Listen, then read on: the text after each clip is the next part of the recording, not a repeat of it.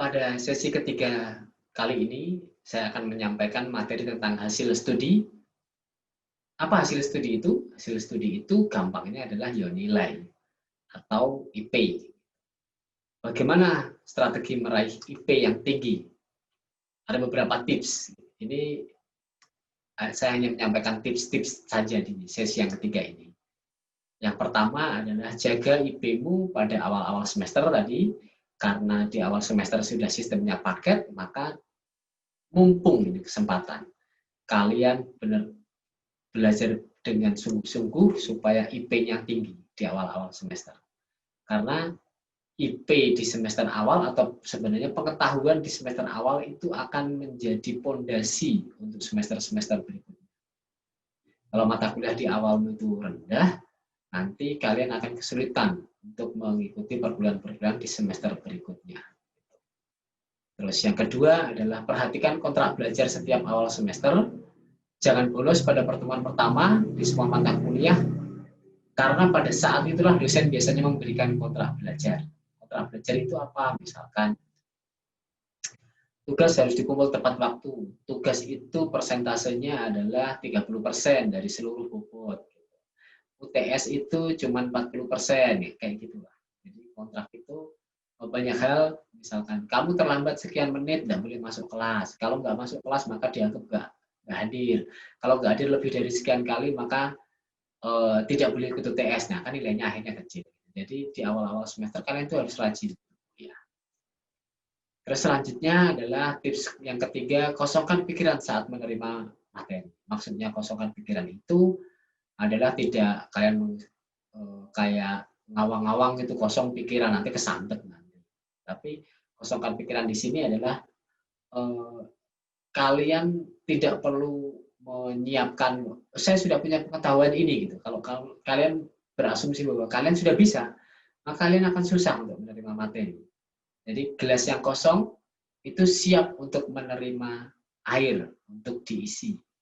Jadi kalau gelasnya sudah penuh, nggak bisa ditambah air lagi. Jadi kosongkan gelas supaya materi gampang masuk. Setelah itu ada istilahnya perdebatan di dalam akal Anda, pikiran Anda. Ini kayaknya beda dengan teori yang ini, yang saya pelajari sebelumnya dan sebagainya, yaitu Anda analisis, nanti di pertemuan berikutnya bisa kalian diskusikan dengan dosen. Yang selanjutnya, keempat adalah aktif di kelas. Manfaatkan setiap kesempatan yang ada untuk menjadi lebih aktif di kelas. Karena jangan menjadi mahasiswa yang biasa-biasa saja. Mahasiswa aktif biasanya akan lebih dikenal. Jadi dosen paling tidak dosen akan mengingat memori, oh ini mahasiswa ini rajin di pertanyaan ya. Mungkin ada keaktifan akan menjadi poin penilaian gitu. Ada dosen yang seperti itu. Jadi manfaatkan Anda aktif di kelas. Selanjutnya yang kelima adalah baca dan baca. Tidak cukup mengandalkan PPT dosen, harus baca buku teks. Jika memungkinkan harus punya, minimal pinjam senior. Jadi kalian nggak bisa mengandalkan PPT dosen aja, Pak, minta PPT-nya Pak. Terus nanti saya copy, terus saya pelajari. Itu hanya sebagian kecil. Sangat mungkin atau bahkan banyak dosen yang ujian soalnya tidak diambil dari PPT, tapi dari materi-materi pengayaan yang lain. Yang keenam, jangan tunda-tunda mengerjakan tugas. Pandai-pandailah mengatur waktu. Banyak tugas yang diberikan di awal semester dengan deadline akhir semester. Deadline-nya rata-rata di awal semester, tapi tugasnya disampaikan di awal semester. Kalau semuanya dikerja di akhir, nanti numpuk tugasnya. Jadi, jangan tunda-tunda mengerjakan tugas. Selama kalian ada waktu, langsung dikerjakan. Selanjutnya, ketujuh adalah belajar ulang di rumah dan sering sharing dengan materi teman. Jadi, banyak sharing, diskusi dengan teman, itu membuat kita semakin pintar, bukan malah semakin bodoh gitu. Jadi artinya itu sama seperti kita mengulang lagi. Ada teman yang bertanya, kita ngomong lagi, itu semakin kita lebih ingat lagi, semakin kita lebih bisa. Jangan pelit-pelit berbagi ilmu dengan teman. Selanjutnya yang kedelapan adalah jangan bolos. Absensi sangat berpengaruh pada penilaian attitude kita. Yang pasti aturan akademik adalah 80% mahasiswa wajib ikut kuliah. Kurang dari 80 mahasiswa nggak bisa ikut kuliah gitu. Nggak bisa dapat nilai. Nah, itu kan apa namanya sangat sia-sia nanti kalian sudah apa namanya bersusah payah masuk ke UNJ tapi malas-malasan kuliah. Ada beberapa hal lagi yang lain yang perlu saya sampaikan terkait dengan IPK. Mahasiswa sangat sebagian besar sangat ingin IPK-nya tinggi. Tapi apakah benar gitu IPK tinggi itu akan membawa kesuksesan? Gitu? Belum tentu. Ada beberapa artikel di Kompas, sukses bukan sekedar IP tinggi. IP tinggi itu tidak menentukan kesuksesan seseorang. Ada juga artikel yang lain, IPK tinggi, tapi kerja masih cari-cari. Jadi, sekali lagi, IPK tinggi itu tidak menentukan kesuksesan seseorang. Indeks prestasi kumulatif alias IPK sering jadi kebanggaan sekaligus momok menakutkan bagi mahasiswa. Bahkan nilai IPK bisa menentukan tingkat kebanggaan dan kepedean. Tapi apakah IPK itu begitu penting? Ada beberapa fakta gitu ya terkait fakta di balik IPK tinggi. Banyak artikel yang saya ambil. IPK 351 tapi kok susah banget dapat kerja. IPK tinggi tidak jamin mudah dapat kerja. Ada juga blog yang menyatakan, ayo PTN top, sulitkan pemberian nilaimu.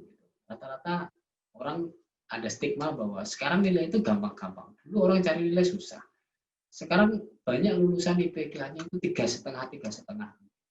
Tapi ingat, IPK tinggi belum tentu mudah dapat kerja, belum tentu sukses di dunia kerja. Sebenarnya yang paling penting apa? Kompetensi, bukan IPK. IPK tidak menyatakan bahwa dia lebih kompeten dibanding yang lain. Jadi yang paling penting adalah praktikal. Terus ada pertanyaan, hasil studi atau IPK atau prestasi? Kamu lebih pilih yang mana? IPK atau prestasi? Kita lihat, IPK tinggi penting atau tidak? Ada 3 fakta di sini. Menguasai ilmu dan di bidang yang dipelajari merupakan hal yang terpenting, bukan sekedar nilai. Itu tadi, kompetensi lebih utama, tidak sekedar nilai. Bisa jadi orang ngerti, tetapi ketika pas ujian nilainya jeblok. Bisa jadi seperti itu. Jadi, IPK bagus tidak menjamin bahwa seseorang benar-benar paham dan punya kemampuan yang baik. Kadang-kadang hanya beruntung saja. Gitu. Misalkan dia hanya rajin saja, gitu. Rajin di kampus, tapi sebenarnya nggak ngerti apa-apa. Berangkat pagi, ini pagi. Gitu. Mengerjakan tugas tepat waktu, pas kebetulan. Apa namanya, dosennya jarang masuk, UTS UAS-nya nggak ada, hanya kasih tugas gitu. Nah, pas beruntung. Gitu. Jadi, itu tadi, IPK tinggi tidak menjamin bahwa dia itu sebenarnya bisa pandai. IPK nggak berhubungan dengan kualitas pekerjaan, jelas. Orang bekerja itu yang dilihat adalah performa, kinerjanya. Tidak dilihat IPK-nya. IPK itu hanya di awal saja. Hanya di awal jadi berkas untuk diseleksi. Tapi tidak menjamin bahwa performanya pasti akan bagus. Attitude dan semangat kerja keras dan kemauan itu lebih menentukan kesuksesan dalam bekerja. Terus di sisi lain, faktanya umumnya kecenderungan peraih IPK tinggi cenderung berbangga diri. Kalau sudah berbangga, dia jadi terlena. Sehingga hasil kinerjanya bisa jadi malah tidak optimal. Orang IP-nya sudah tinggi, cari IP tinggi. Padahal ketika di tempat kerja, pelajaran-pelajaran yang kemarin diambil itu tidak terlalu banyak bermanfaat di sana. Paling hanya 30-40% yang akan digunakan. Jadi nggak perlu terlalu berbangga. Yang penting syarat untuk diseleksi gitu, nah itu aja minimal. Nggak perlu harus IP cum laude gitu, nggak penting juga. Namun, gitu, IPK tinggi juga tetap penting. IPK merupakan parameter belajar dan tanggung jawab. Ini kalau dilihat dari sisi attitude. Saat belajar tentu saja harus ada parameter untuk mengukur tingkat keberhasilan mahasiswa dalam menyerap ilmu. Nah, IPK itu gunanya untuk itu. Idealnya mendapatkan nilai IPK yang tinggi, maka dia semangat kerjanya tinggi, semangat juangnya tinggi, maka IP-nya akan tinggi. Gitu. Jadi orang yang bersungguh-sungguh kecenderungannya IP-nya akan bagus. Tetapi IPK bagus tidak pasti, belum tentu dia itu bekerjanya sungguh-sungguh. Artinya apa dulu? Yang dikejar adalah usaha sungguh-sungguh. IPK tinggi membuka banyak kesempatan, jelas. Orang yang mempunyai IPK tinggi akan banyak kesempatan untuk dipanggil tes. Tapi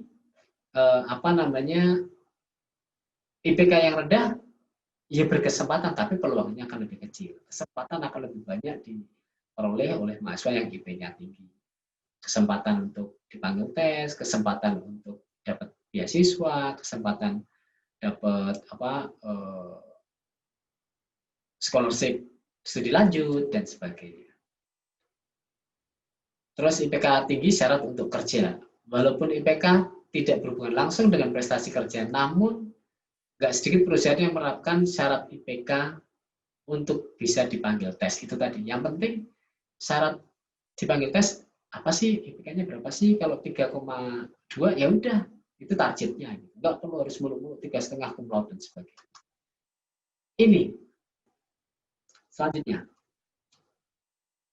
Dari hasil riset hasil riset survei yang dilakukan oleh National Association of Colleges and Employers USA 2012, disurvei dari 457 pimpinan perusahaan, gitu ya, pimpinan PT, IPK indeks prestasi itu hanya pada urutan ke-17 yang mendukung kesuksesan di dunia kerja nanti. Yang pertama apa? Ada kemampuan komunikasi, kejujuran, integritas, kemampuan kerjasama, kemampuan interpersonal, beretika, inisiatif, adaptasi, analitik, dan seterusnya.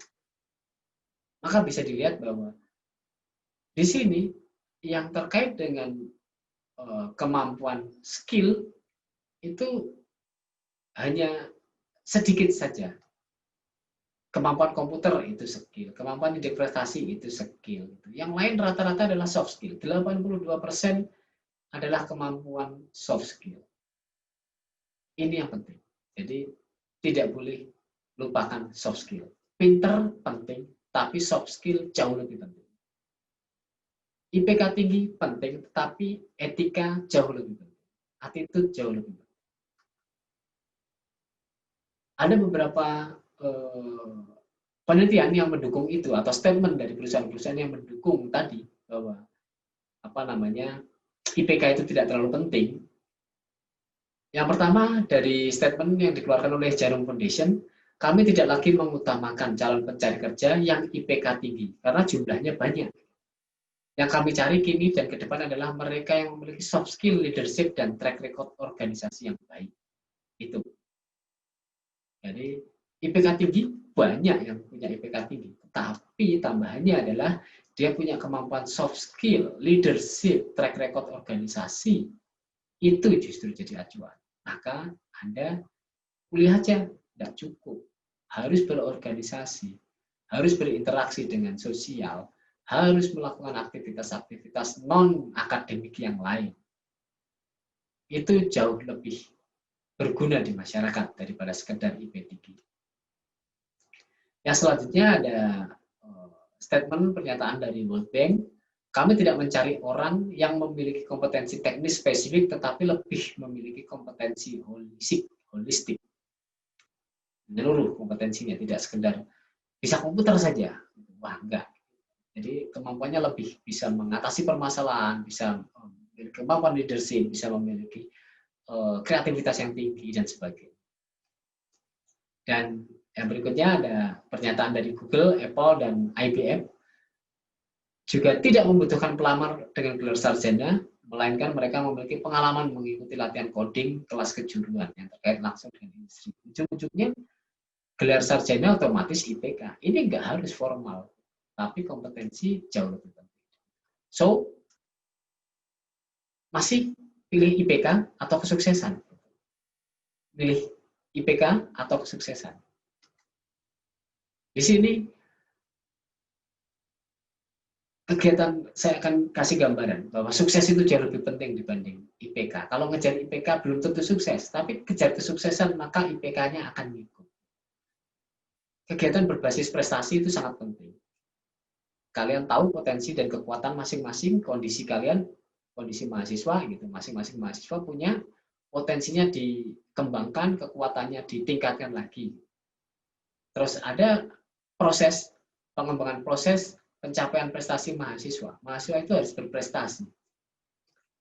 Berprestasi itu tidak cukup hanya dengan IPK. Banyak prestasi-prestasi lain kalian.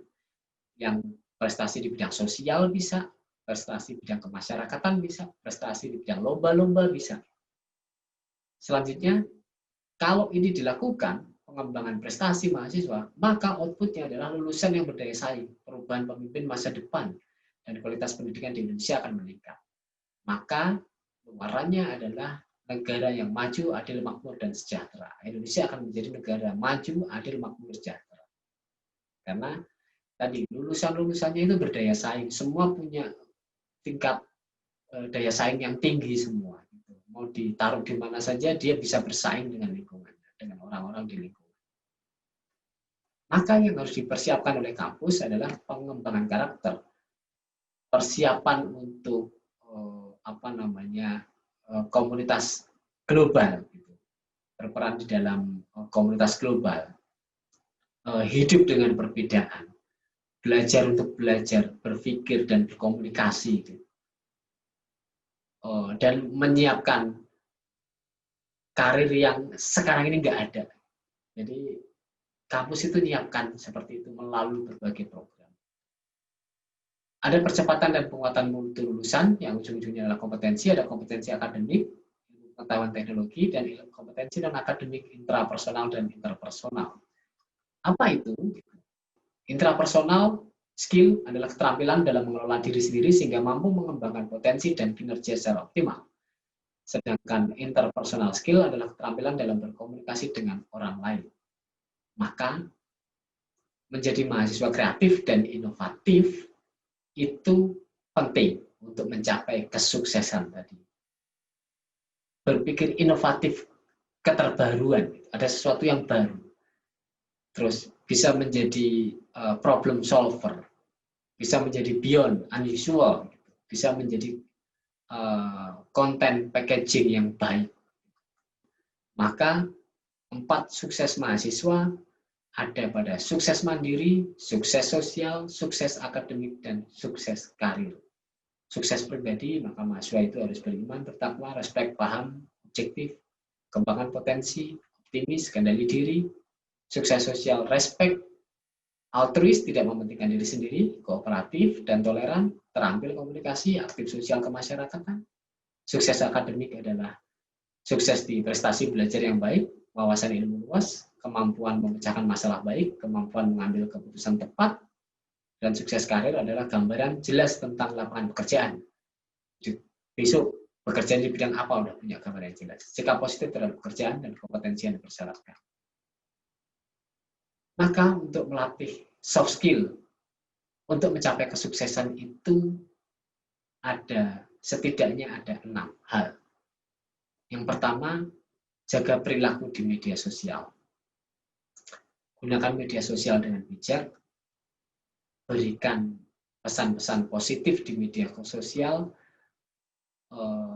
bagikan kebahagiaan-kebahagiaan di media sosial, jangan pernah menggerutu di media sosial, mengeluh dengan kekurangan-kekurangan dan kelemahan, hindari media sosial. Ingat, sekarang ini HRD banyak yang memeriksa media sosial untuk menyeleksi calon karyawannya. Kalau dianggap karyawannya ini punya attitude kurang baik di media sosial, maka tidak akan diterima sebagai pegawai. Jalin networking lewat berbagai cara, bisa magang, bisa lewat organisasi yang ternama, bisa lewat jalan yang lain, gitu. Jalin networking. Terus ukir prestasi dari hobi yang kamu tekuni, kamu suka apa gitu. Raih prestasi di situ, kamu suka bidang teknologi, kamu suka bidang komputer, apa yang bisa digali, ikut kompetisi-kompetisi bidang itu, maka kamu akan dikenal sama banyak orang. Membuka diri dengan aktivitas sosial, itu juga akan meningkatkan soft skill, karena respect tadi dengan lingkungan gitu ya. Terus traveling saat menjadi mahasiswa akan membuka wawasan bahwa ternyata ada wilayah bagian lain yang berbeda dengan kita, yang kita harus saling hargai, menghormati. Jangan lupa bergabung dengan organisasi kampus, karena di sini bisa menumbuhkan jiwa soft skill atau kemampuan kompetensi soft skill kalian yang akan semakin terasah. Leadership di situ, komunikasi, bagaimana kalau rapat-rapat gitu, kalian coba untuk mengungkapkan pendapat melalui organisasi. Ini ada diagram gitu ya. Ingat tadi di awal bahwa semester 1, semester 2 itu konsentrasi penuh untuk mengikuti perkuliahan. Nanti semester ketiga, keempat, kelima, keenam, 7, 8 itu kalian bisa berpartisipasi di organisasi kemahasiswaan untuk membentuk soft skill kalian.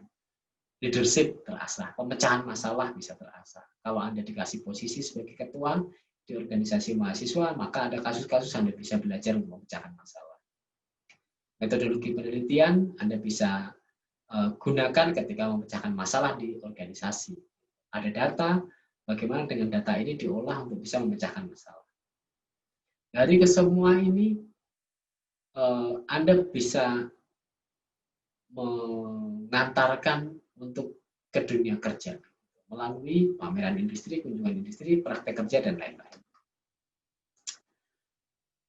Dari keseluruhannya tadi saya sampaikan, hasil belajar, pembelajaran seutuhnya itu adalah akademik dan kemahasiswaan. Tidak bisa hanya akademik saja. Akademik nilainya tinggi. Kemahasiswaan akan mengembangkan soft skill kalian. Sukses itu banyak didukung oleh soft skill, maka aktivitas kemahasiswaan juga harus tinggi. Akademik kalau rendah, Anda juga akan susah mencari kerja. Maka dua hal ini harus seimbang. Maka kalau ini dijalankan, maka Anda menjadi mahasiswa yang utuh. Ada aktivitas luar kampus, aktivitas di dalam bidang ilmu, aktivitas di dalam kampus, ada aktivitas di luar bidang ilmu. Kalau Anda jurusan STI ngambil ekonomi, maka itu di luar bidang ilmu.